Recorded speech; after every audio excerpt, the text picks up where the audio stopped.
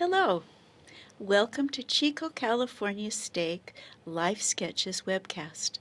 My name is Ruth Henderson, and today we're visiting with Carol Buswell. So welcome, Carol. Thank you for being here. Thank you. You have an interesting story, and I'd like to get started with it. Let's start off by telling us where you were born and a little bit about your early years. Well, I was born in Burbank, California, toward the end of the Second World War.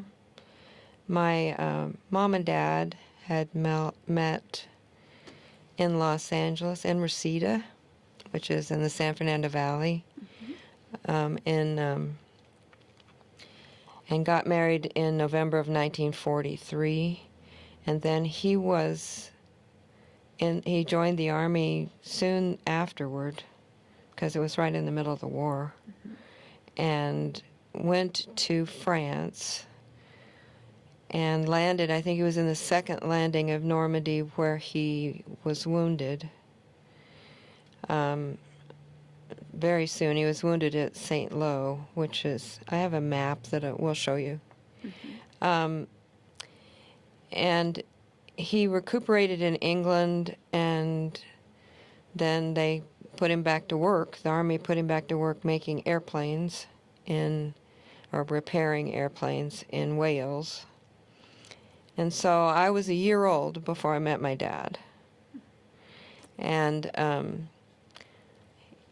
that's pretty much about where I was born. And we lived with my grandparents in Reseda. My mom and I lived there until Dad got home. And then my mom and Dad started building houses. And my dad was a carpenter and a musician. He was a fiddle player. Actually, when he was wounded, somebody had given him a violin because his left hand was paralyzed as soon as he was very badly wounded. And his left hand was paralyzed, and he did therapy on the violin. I mean, he had already played before, but yeah, and then he started playing for the troops. He played for the troops as well. Interesting. So tell us about your early years. You didn't stay in Burbank. No. Where did you go? Well, we stayed in we stayed in California for a while, and they built 3 houses on the same street. I remember when I have a memory of being about 3 or 4 years old, rolling out tar paper for the roofs on these houses. And then my father was from Missouri, and he was always wanting to go home. He wasn't a city boy. He'd grown up in the farm in Missouri, and so he always wanted to go home. So we did a lot of going back and forth from California to Missouri. We would stay in Missouri, and we stayed in California until I was 8. And when I was 8 years old, we moved to Missouri to a farm that didn't have running water, that didn't have bathrooms, that actually probably was my father's family had been there since 1820, so probably had been one of his ancestors' houses. It was owned by the Berry family when we bought it. It was 137 years old, the house was, that we moved into. It was log on the outside, and the downstairs was log, and the upstairs walls were hollow because the walls were so thick downstairs. And occasionally we had civet cats, which are related to skunks. That they would always be fine unless we had company, and then they would let us know that they were unhappy. So it was a very exciting place to live. Now this was on a farm. It was on correct? a farm. So we went from the city of Los Angeles to the farm. And my mom was still a city girl, and my dad's still a country boy. So we would spend a lot of time going back and forth and back and forth. Every summer we went to California when we were growing up, and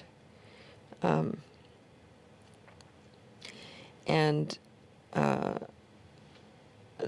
was always late getting back to school. I never got back to school on time. We were always 2 weeks or a month late for school Oh. every year. Good thing How you we could catch managed up. to graduate, I don't know, but we did. Well, good. So tell us, you have siblings. I do. Tell us about each of them. I have 3 brothers and a sister. That 2 of the brothers are similar in age to me, and the others are quite a bit younger. My sister's 13 years younger than I am, and my brother is 15 years younger than I am. My brother Bob, the next and oldest to me, was, I won't tell you about all of them. I'll tell you about the famous ones. I mean, some of them are Well, tell us their name, at famous. least, each one of It's them. Bob Apperson. He was a member of the New Buffalo Springfield musical group, and he played in Jose Feliciano's band. He was a studio musician. He's still alive. I mean, he's still a musician. And it traveled down in his family. One of his daughters is in Aberdeen Lane. You know, they do church songs. They do religious music. And his little granddaughter, Ruby, sang in that 2024 Gethsemane Children's Choir at, the one that's so famous. The one at conference. Oh, okay. Really? You know where they sang Gethsemane at? Yes. And it's played everywhere now. So, and my brother Bill lives on a farm in Missouri. He went back to Missouri. He was a prop maker, worked in the motion picture studios. My dad did too, and my husband did too. And he went back to Missouri after he retired, and he has a farm there, and remarried and has a couple little children. My sister is she's my baby sister. She's the littlest, youngest. She and her husband remodel houses. He's a fine furniture maker, and also she's sang with her girls in a quartet that was they did 40s music mostly and cowboy music. It was fun. And their oldest daughter is a fine artist. Well, all of them are artists and musicians. Their oldest son, is Casey Patterson. He's a professional volleyball player. He retired recently and became a coach. He went to the Olympics. Oh. So he's pretty famous. Yeah. And then my brother, my youngest brother, he wouldn't let me put his picture in. So I have a picture of him when he's 2.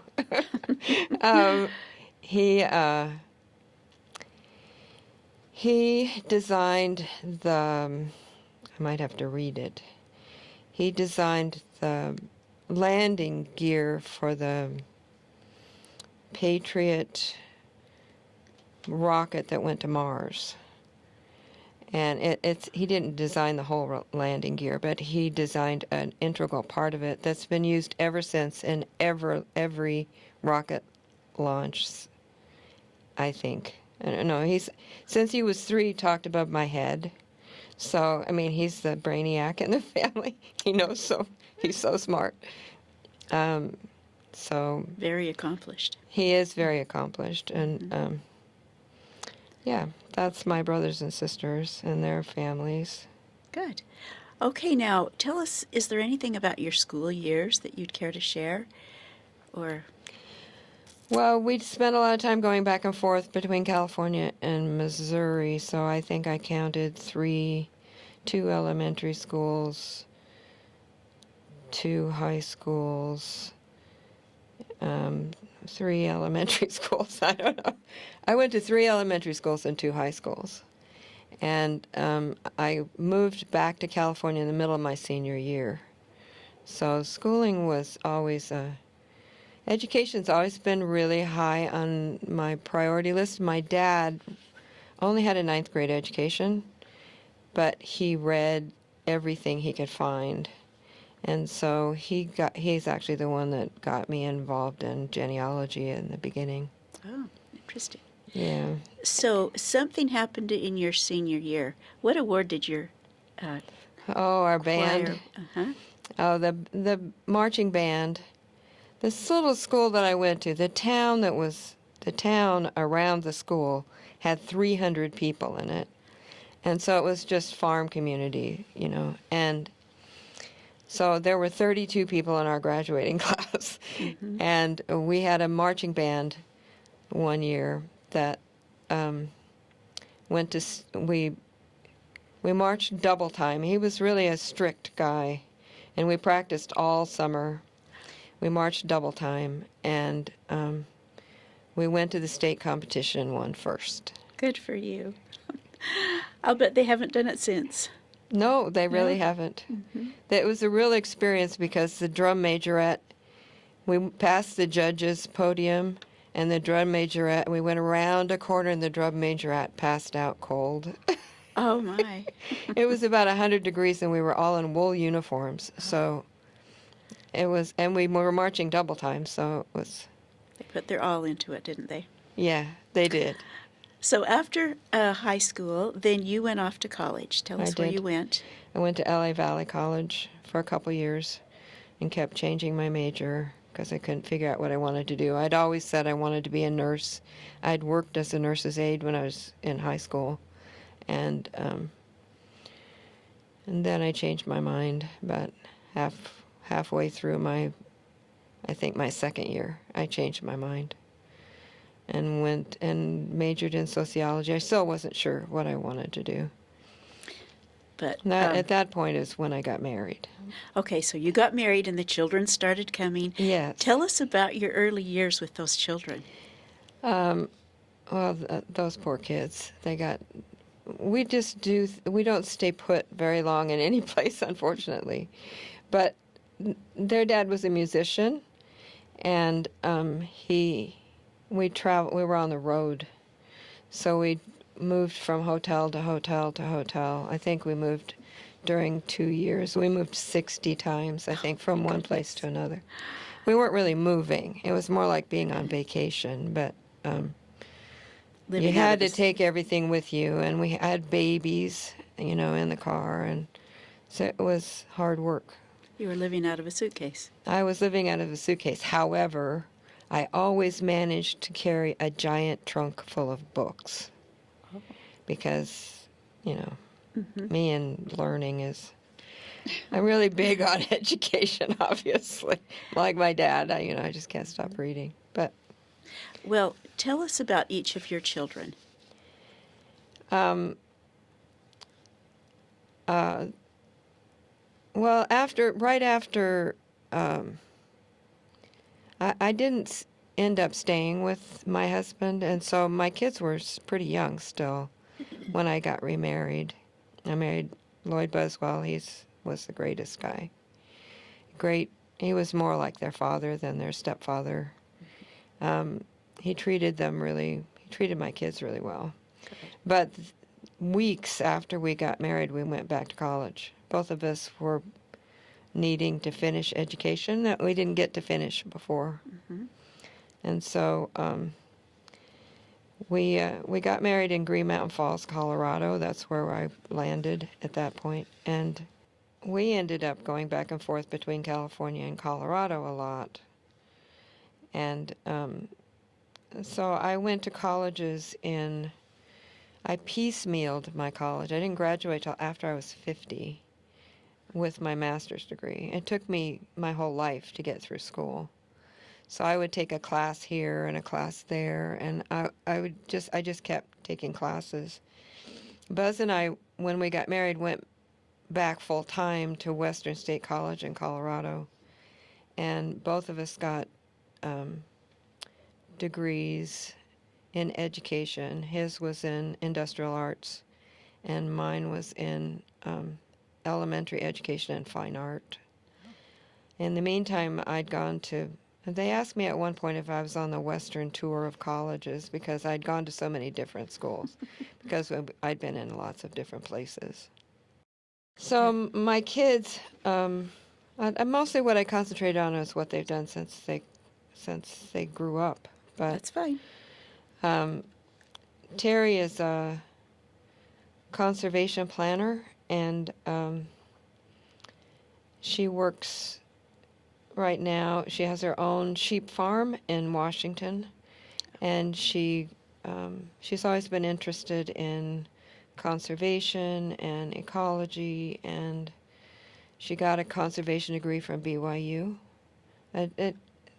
It's some kind of mixed major that's, anyway, it ended up conservation. I don't think that that's what the degree's in. Okay. But she did go back to BYU, like when she was older, when she had kids.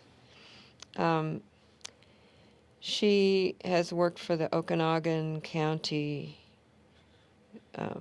Conservation District, and she works currently for the Colville Confederated Tribes Conservation District, and just really is into all things agriculture, really. My son lives here in Chico, and he has, and she has 6 children. Most of her children live in Arizona now. Uh-huh. And Scott lives here. He's part owner of VistaNet, which is a company here in Chico, networking, computer kind of company. He also has done movies.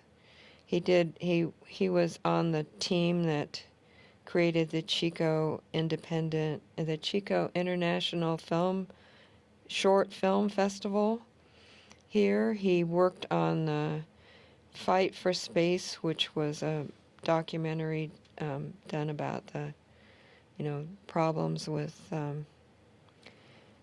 keeping NASA going in space, and it with Bill Nye, the science guy, and he has his own production company. He does short films called Laughing Raven Productions.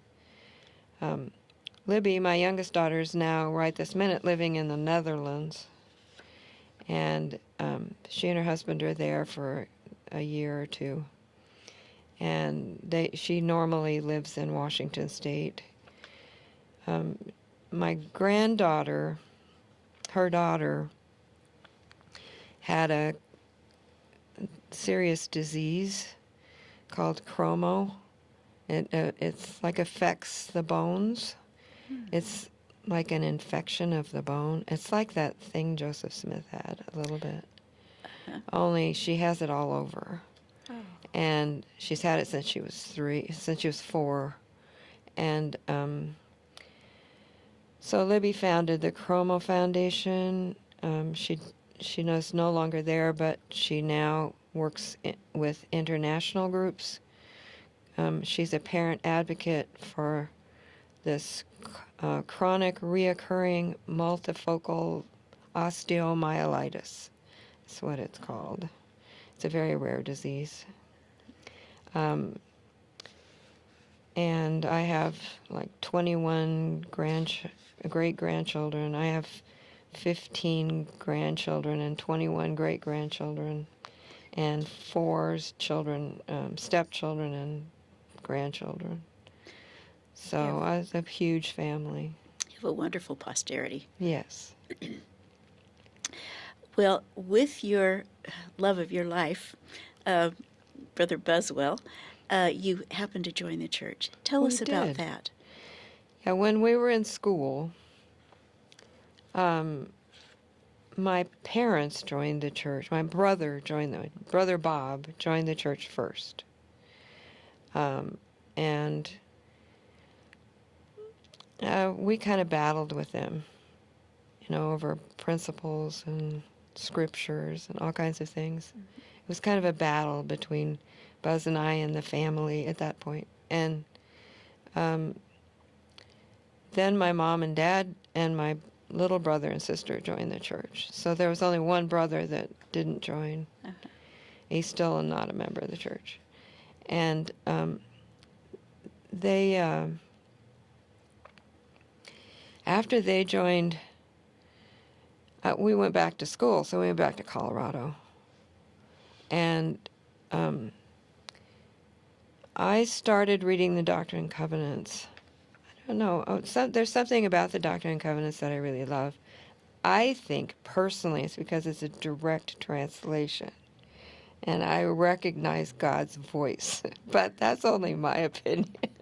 Well, it is a direct I mean, it's not, revelation. when it's an indirect translation, sometimes Mm-hmm. there's something lost in the translation. So, I don't know if that's why, because later I read the Book of Mormon, I was just as impressed with it. But the reason I joined the church was because I read the Doctrine and Covenants and felt really, really strongly that the church was true. I'd done a lot of religion. I'd been a seeker of religions ever since I was young. My parents would go to different religions, different churches all the time. Oh. And we just didn't go to one church. Mm-hmm. I was baptized in a Methodist church. I was baptized in a Presbyterian church. I was, Mm-hmm. I was baptized in a lot of places. And, but there was this community church they went to not for a long time, nothing ever for a long time. We sometimes would hold church go down to the bridge and have church at home, just sitting on the bridge. Mm. My family was very religious, Uh-huh. but always seekers, always looking for something, never happy with what we found. Mm. And I was the same. I studied occult religions and, all sorts of things. Read the Book of the Hopi. I mean, all kinds of things, trying to figure out religion. And so when I was reading Doctrine and Covenants, it was just another investigation, in my opinion, when I started. But I came convinced that it had everything that everybody else had pieces of. Mm-hmm. And so I really felt like that was it. And so gradually Buzz came to agree with me. And so Buzz and I were baptized in Gunnison, Colorado while we were at Western State. We were baptized in the Gunnison River in July. It was very cold. And then my kids were not there at the time. They were visiting their grandparents. When they came back, they were baptized in the river in October. Oh, my. And so they had to break the ice to baptize those kids. They didn't have a baptismal font? No, we met in people's houses, and I don't exactly remember where we were meeting in some commercial building, because I remember when they got the lot to build the church that's there now in Gunnison. And I remember that we helped them break ground. The whole congregation went to help them break ground. So it was a pretty exciting experience. And there was some kind of a fire, I remember, because we were worried about, how roots catch on fire under the ground. Uh-huh. And we were worried when we were cleaning up that we were feeling for hot spots, I remember. So it's pretty exciting to, Yes. break ground for a chapel that's never been there before. Mm-hmm. And then you were later sealed in the temple. Yes, we were sealed in the Los Angeles temple back, We're doing this ping pong back and forth between Colorado and California. Mm-hmm. So we were baptized in the Los Angeles temple, and the kids were sealed to my husband, their stepfather, Good. with permission from their father. Good. Good. So he's been amiable about that. Yes. Good. You've had a lifelong of learning and education and an interesting career for sure. Do you want to tell us about some of your degrees and where you've worked? When we graduated, Buzz and I graduated at the same time, and Buzz went on to become a movie maker, and he made 100 some odd movies, including some pretty cool ones like Star Trek and things like that. Star Trek Generations, he did that one, and some other ones that I'll put pictures of up or something. But I went on to teach school. Both of us left school and went to teaching. He taught for 2 years in Baker City, Oregon, and I taught at Woodland Park Elementary School first. Then I substitute taught in Baker City, Oregon for 2 years. Then he got an offer to go to the studios in California. And then I taught in private schools, and I taught at LA Unified for a while, and you know, taught school, and kept taking classes. I'm always taking classes. I still take classes. It's really important. That's really important. What was your question again? I'm sorry. Well, I just wanted you to tell me about your educational career. Yeah. That was my Western tour of colleges. Uh-huh. I took lots of classes everywhere. Uh-huh. I went to Western Oregon State. I went to the University of Colorado. I went to Western State. I went to lots of places. Eventually, I graduated with a bachelor's degree from Western State in Colorado, and then it was called Western Colorado State University now, I think. And then I went on and got my master's degree at UCLA. After my kids were grown, I went back and got a master's degree at UCLA in American Indian Studies. I had discovered that, history, in high school, history was my absolutely worst subject. Really? We had to buy books when I was in high school.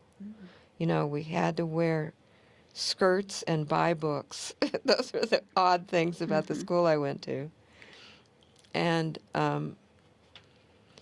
I just never bought the history book because I knew I wouldn't read it. Oh. And I was working in the school library at the time, and so I would read novels about that particular time period and manage to pass whatever. So it wasn't on my radar at all to become a historian. But that is what I became. So after I graduated from UCLA, I worked for a while. I ran my own publishing house for a while. I did genealogy books, and then had an antique store, and I did all kinds of things. And then a job opened up at the National Archives, and I got it. So I got a job for the I went to work for the National Archives, where I did all kinds of things. I was in their education department. I started in Seattle, and eventually went to work for Washington, D.C. I did presentations. I taught people genealogy. I mostly was an American Indian specialist, and family history specialist. Well, you have an impressive repertoire of all of your I did accomplishments. I was thinking about how wonderful it is that we get to do this, because when you review what you've done in your life, it makes you grateful for everything you got to do. I think about, I got to participate in writing I wrote a section for a National Park Service curriculum guide on how to teach American Indian subjects. I got to write things for Scholastic Magazine and Journal of Social Education. Still has one of my pieces that I noticed. I went back to see if I could get just a picture of it, or something of it, and discovered that it's in their permanent collection. One of my articles, it's actually a high school curriculum based on the Indian Removal Act.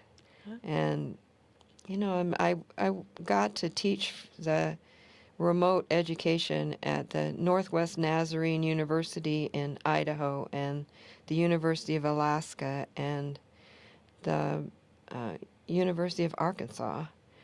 I got to I got the opportunity to do that. That I don't have a PhD, so I just think that all kinds of privileges come from, and also I also see the Lord's hand in everything. Like I just feel like if I hadn't turned around and looked backward, like because you called and said, "Will you come in here and do this?" Mhm. I wouldn't perhaps have seen how what seems like such a disjointed ping pong life turned into something pretty fun and awesome. I really had a grand time. So, You're right. A lot of people have benefited from your educational sharing with them or your writings or throughout your life. well, thank Yeah, you, but it's been a privilege for me as well. that's good. So now your husband has passed away. He has, And yes. so what are you filling your retirement years with now? I'm a stake family history consultant, Mhm. and I work at the library 4 days a week, 3 days a week, Mhm. and seems like four sometimes. Mhm. um, and I also I work on a citizen archivist program for the National Archives, which is just a volunteer thing. Um, I developed at the National Archives. I developed some programs, and one in particular that I'm proudest of is my Native Communities program, which is it's just instruction on all the tribes in the United States and how to access their records at the National Archives. So it's a little technical. It could use some work, but I retired before it, was, Mhm. it's good. It's really good. Um, but that was a really great opportunity to do that. I met so many people. I would not have had that opportunity if I hadn't gotten that job. And I Mhm. was older when I got that job, so Well, I was lucky to yes, you get that were. job. Yeah. Yeah, you I were didn't blessed. graduate. I turned 50 in grad school. So, um, yeah. Well, education doesn't expire, so you're. No. So, do you have anything that you want to still do and accomplish? I really care about helping people find their family. I really care about making American Indian records available for to American Indians Mm-hmm. because a lot of their records are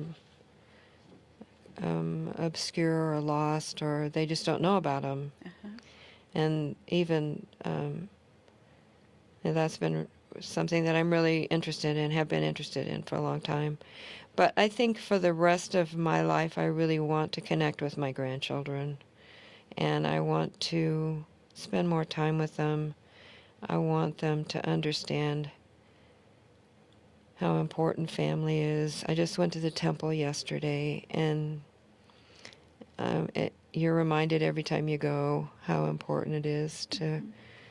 to be close to family and to have that share that love and the love of Jesus Christ with everybody. That's wonderful. Thank you. Do you have any final words you'd like to share, or if Words of wisdom. No, yes, I don't do words of you wisdom. don't? Oh, you're wise for sure. Well, we just so appreciate you sharing your life with us, your history, your family, through this podcast. Oh, Thank you thank you. so much for being with us today. Thank you.